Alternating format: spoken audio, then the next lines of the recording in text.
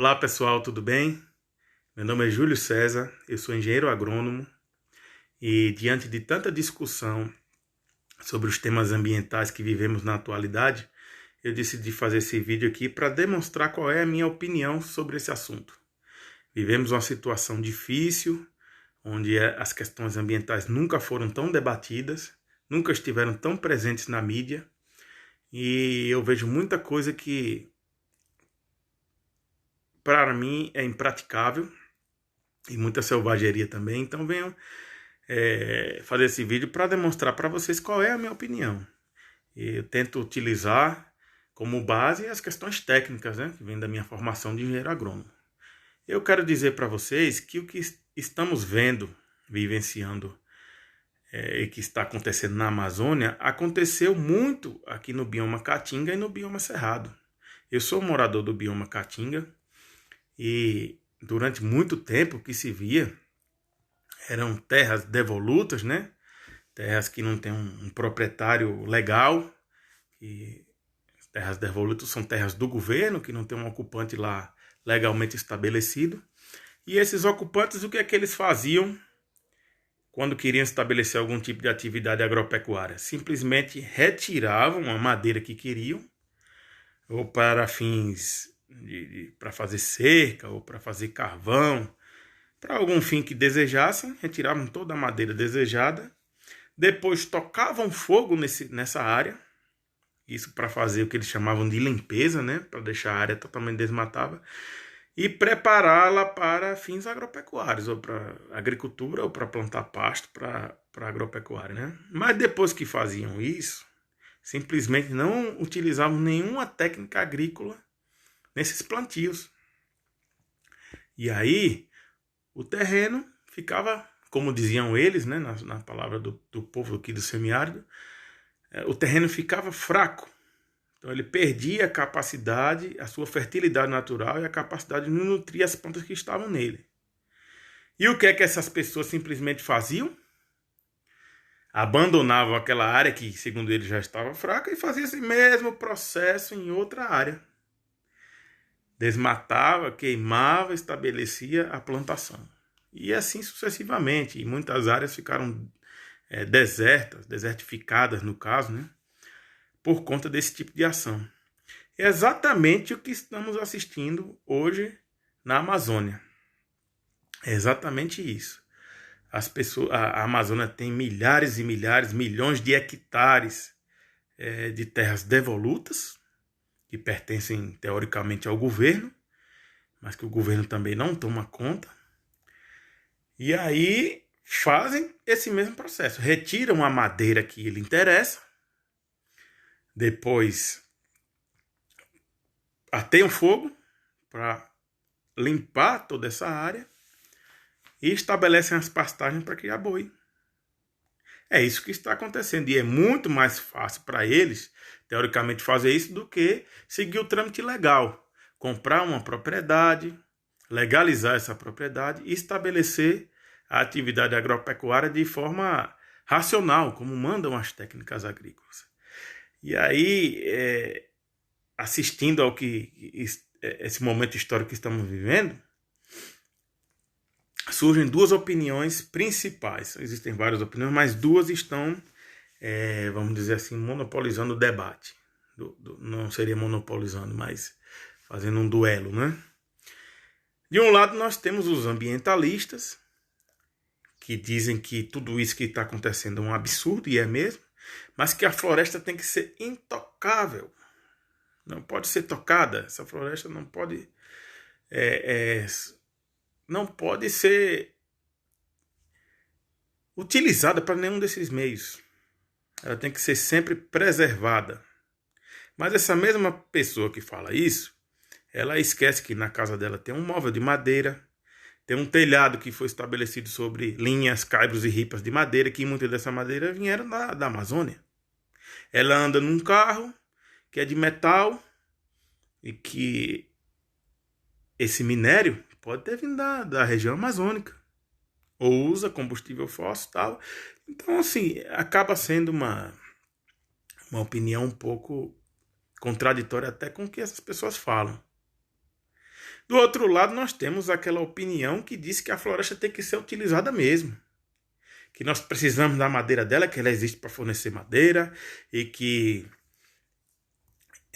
se a gente não fizer isso, essa ocupação, se o brasileiro não fizer isso, criam aquelas teorias da conspiração, totalmente cheia de especulação, de que os outros países estão de olho na Amazônia, que vão invadir, que vão tomar para eles, já estão demarcando, já estão fazendo isso. Tudo teoria conspiratória, sem fundamentação nenhuma.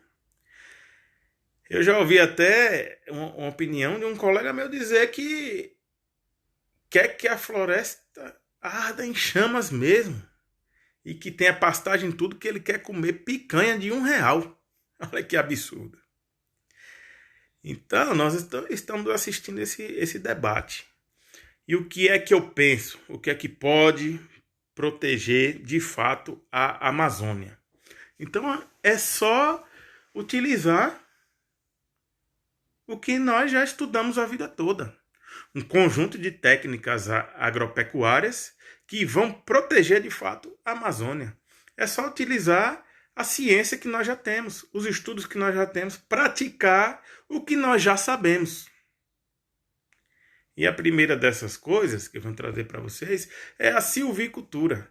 Nós temos hoje milhares e milhares de hectares, ou milhões de hectares, não sei dizer esse dado realmente, mas são muitas terras que estão desocupadas porque passaram por esse processo histórico de ocupação totalmente indevido.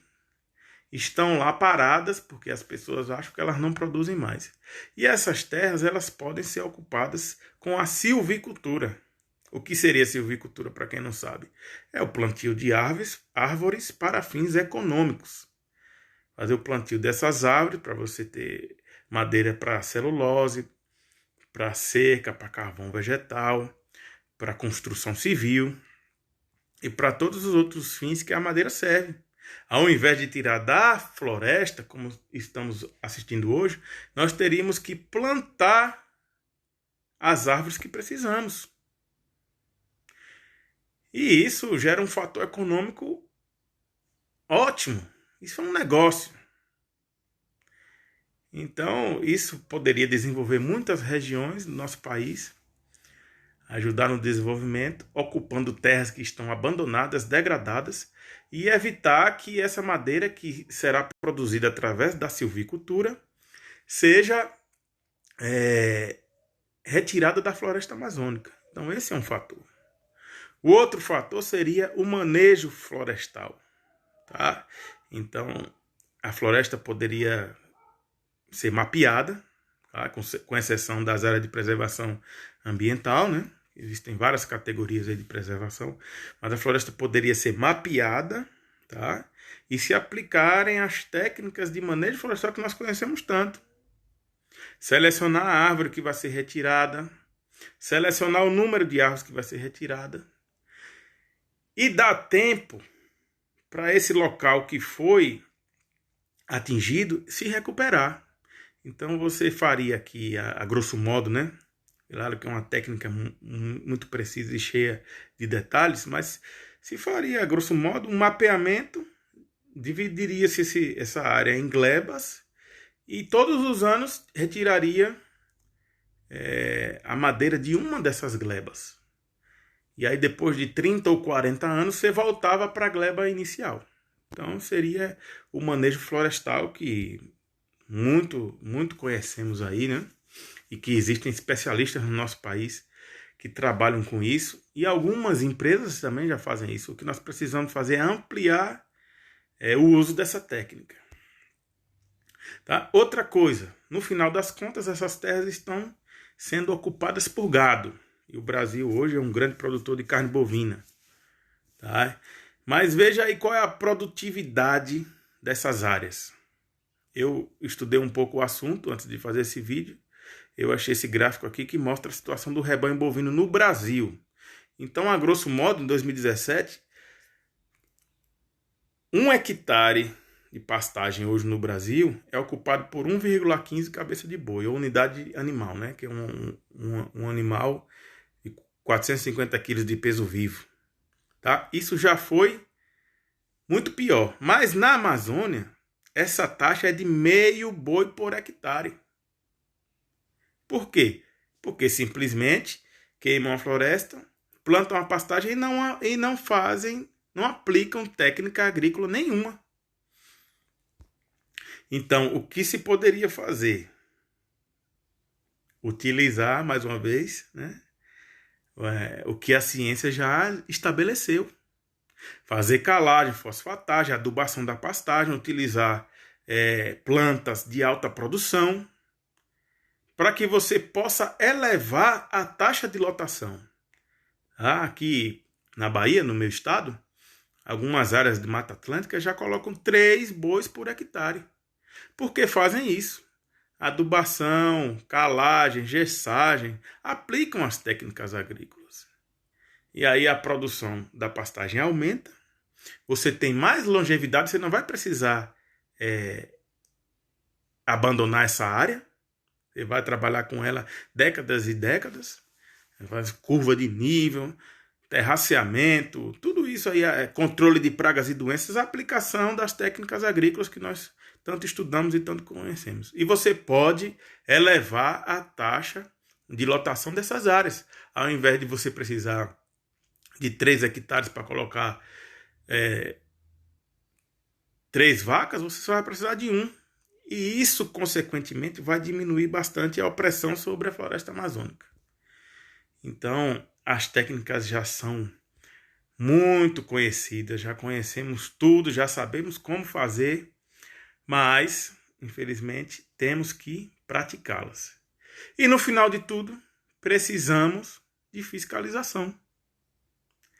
Se tudo isso que nós tratamos aqui for realizado de forma bem massiva, e aí é onde entra o papel do governo, o governo tem que apresentar um grande plano de desenvolvimento para o nosso país e de proteção ambiental para o nosso país, estimulando a silvicultura, estimulando o cultivo de pastagens, estimulando o manejo florestal, incentivando tudo isso, e do outro lado garantindo a fiscalização necessária, com certeza nós teremos uma proteção muito maior para a nossa floresta amazônica.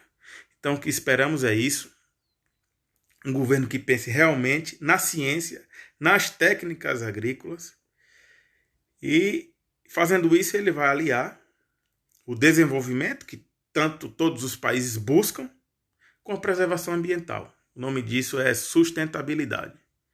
Então, é essa a minha opinião e é isso que eu queria deixar para vocês.